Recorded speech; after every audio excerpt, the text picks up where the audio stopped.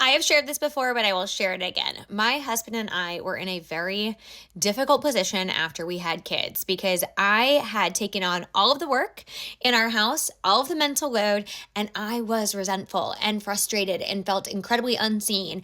And he was defensive and insecure because I was telling him he wasn't doing enough, right? Like we fell into this trap that so many couples fall into. But here's the thing I knew about my partner. I knew that my partner wanted me happy and I wanted him happy. And so we started with that. And then I knew that if I came to my partner and told him I was unhappy, that he would try to change. He would try and be willing to make a change, not just him, all of us in our home to make changes to better our marriage and to both be happy and to have a home that was functioning appropriately. So how do we navigate this? It wasn't graceful at first, right? Like I was not in a good place. He was not in a good place. But we just started to have conversations. Then I read Fair Play, and Fair Play was essentially kind of like this catalyst for me. It was the light bulb. It went off in my brain. It gave me the tools and the words to describe why I was feeling the way I was feeling. We did the Fair Play game as a jumping off point. It is not always perfect, but it is a good place to start. And we started by just listing out everything that happens in our house, all of the work that happens in our house. And we used an Excel spreadsheet. I have one if you want it. We used an Excel spreadsheet. The spreadsheet listed out all the things in our home that happen between me, him, the kids, etc. We put our names next to the things we do. And I had a list of like 75 things and he had a list of like 15. And so it made it very clear to both of us that it was not equitable.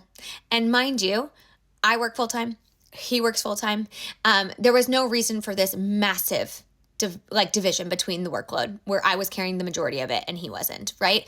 And so we sat down and we started hashing out where our skill sets were, things that we absolutely didn't want to be doing, things that we didn't mind taking on, right? Like I don't mind buying all the birthday presents for every kid birthday party we go to. Like I'm happy to own that. I'm better at it. I'm fine to do that. And he does our pool, for example, which I never wanted to do. And so we had those conversations. But we had to talk about it and really work at it for like 18 months before we got to a really good place. And now it's been probably 18 months since then, and we never have to talk about these things. We never have to talk about these things. He's an equal partner. He's an equal parent. He is so involved. He thinks ahead. He does his own stuff. Like we're in such a good place. And it was a lot of work. And yes, he is a secure human and he knows what our marriage is. Like I think this is something I tell people all the time. I can't begin to know what your marriage is like. And you cannot begin to know what mine is like. We are happy. We are thriving, honestly.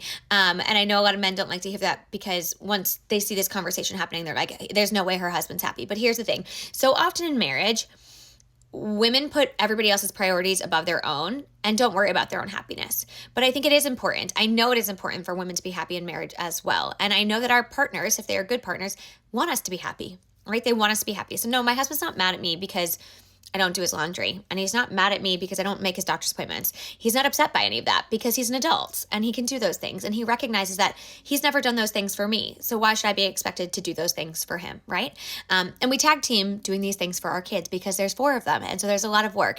And there's no reason that I, as the mother, should be doing all the work of 4 kids and his work as well, right? While also having a full-time job. So it's a tough transition.